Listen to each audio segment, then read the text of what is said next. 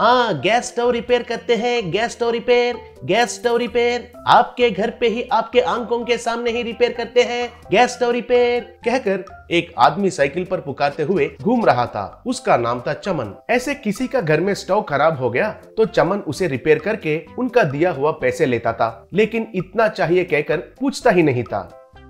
वही गांव में और एक गैस स्टोव रिपेयर करने वाला रहता था। उनका नाम था मूर्ति। वो बहुत लालची आदमी था। वो भी साइकिल के ऊपर जाते हुए गैस स्टोव रिपेयर करते हैं, गैस स्टोव आपके घर पर ही आपके आंखों के सामने ही गैस स्टोव रिपेयर करते हैं, गैस स्टोव रिपेयर कहकर पुकारते हुए घूमता था। अगर किसी के घर में गैस स्टोव रिपेयर हो गया तो उनसे बहुत झूठ कहता था। माँ जी, ये स्टोव का तो बहुत रिपेयर है, नया वाल्व डाला था, अंदर का पाइप बुरे तरीके से सड़ गए हैं, सही समय पर मैंने आकर रिपेयर किया इसलिए ठीक है, नहीं तो गैस लीक होकर बड़ा दुर्घटना होता था। पूरा रिपेयर के लिए 2000 हुआ है, आप है इसलिए 100 कम करके दीजिए माँ जी, बस है कहकर पैसे लेता था।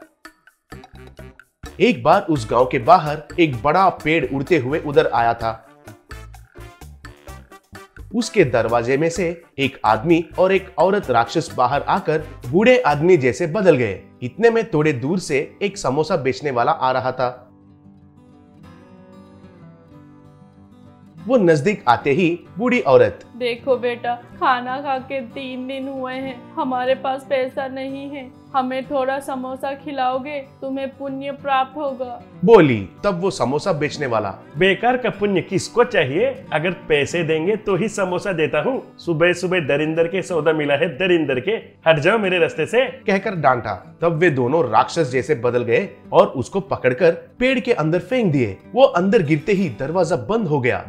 तब आदमी राक्षस, हमारा राक्षस का गुरु हमें बड़ा परीक्षा रखा है। मानव में बिना लालच के आदमी को पहचान कर उसका सहायता करके लालची वाले सबको इस पेड़ के अंदर डालने के लिए कहा था। ये पेड़ तो लालची लोगों से भर गया है, लेकिन बाहर एक भी बिना लालच के इंसान ही नहीं दिख रहा है। ये क्या कर्मा है, कहा। तब औरत राक्षस, जी हाँ, ये सारे मनुष्य तो घटिया है, आजकल अच्छा आदमी मिलना ही बहुत मुश्किल हो रहा है, बोली। गैस स्टोव रिपेयर करते हैं, gas stove repair, gas stove repair, आपके घर पे ही आपके आंखों के सामने ही रिपेयर करते हैं, गैस स्टोव रिपेयर कहकर पुकारते हुए उस तरफ आ रहा था। तब वे राक्षस लोग हाथ घुमाते ही उधर एक खराब हुआ गैस स्टोव और एक पुराना खराब हुआ गैस सिलेंडर प्रकट हुए।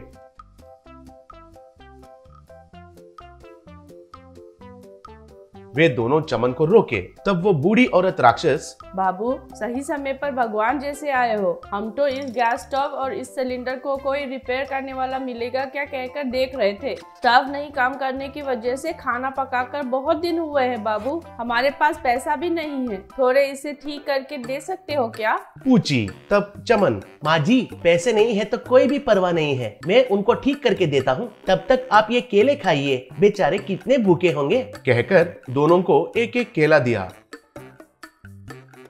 बाद में चमन उस स्टोव और सिलेंडर को ठीक किया तो वो सोने का स्टोव और सोने का सिलेंडर जैसे बदल गए। ये देखकर चमन हैरान हो गया था। तब वो दोनों राक्षस जैसे बदल गए। तब वो आदमी राक्षस, बाबू, इंसानों में भी आप जैसे अच्छे दिल वाले रहते हैं कहकर आपने साबित किया, इसलिए आपको ये सोने का गैस स्टोव और सिलेंडर उपहार जैसे दे रहे हैं, लेके जाइए, कहा। तब चमन, मालिक, माँ जी, ये तो बहुत खुशी की बात है, लेकिन पेड़ के अंदर से बचाइए बचाइए कहकर आवाजें सुनाई दे रहे हैं, वे कौन है, पूछा। तब औरत राक्षस, वे सब तो बहुत स्वार्थी लोग हैं बेटा, उनको ये धरती में नहीं रहना है कहकर ऐसा किया, तुम जाओ, बोली। तब चमन ठीक है कहकर उनको प्रणाम करके उस सोने का स्टोव और सिलेंडर को साइकिल पर लेके चला गया। एक दिन मूर्ति की पत्नी बच्चों के साथ चमन के घर आकर उनका पति मूर्ति 2 दिन से दिखाई नहीं दे रहा है कहकर रोते हुए बोली। तब चमन को कुछ शक आकर उनके साइकिल पर ऐसे निकला। वो ऐसे गांव के बाहर आते ही उधर पेड़ के पास 2 बूढ़े लोग दिखाई दिए। वो उनको प्रणाम करके, मालिक, माँ जी, आप कृपया करके आपने जो पकड़े थे उन लोगों को छोड़ दीजिए। इंसान कहे तो कई तरीके के बुद्धि के रहते हैं, अगर आप ऐसे लोगों को उठाकर लेके गए तो उनके ऊपर निर्भर कर रहे परिवार वालों को कितना तकलीफ होता है, एक बार सोचिए। चाहिए तो उनके बदले मुझे लेके जाइए, कहा। तब आदमी राक्षस, शाबाश चमन, तुम जैसे त्याग गुण वाले तो इस धरती पर ही रहना है। ठीक है, तुम इतना पूछ रहे हो इसलिए सबको छोड़ देते हैं, कहकर सबको छोड़ दिया। उसमें मूर्ति भी था। तब वो पेड़ उधर से उड़ गई। मूर्ति उनका रक्षा करने के लिए चमन को बहुत धन्यवाद कहा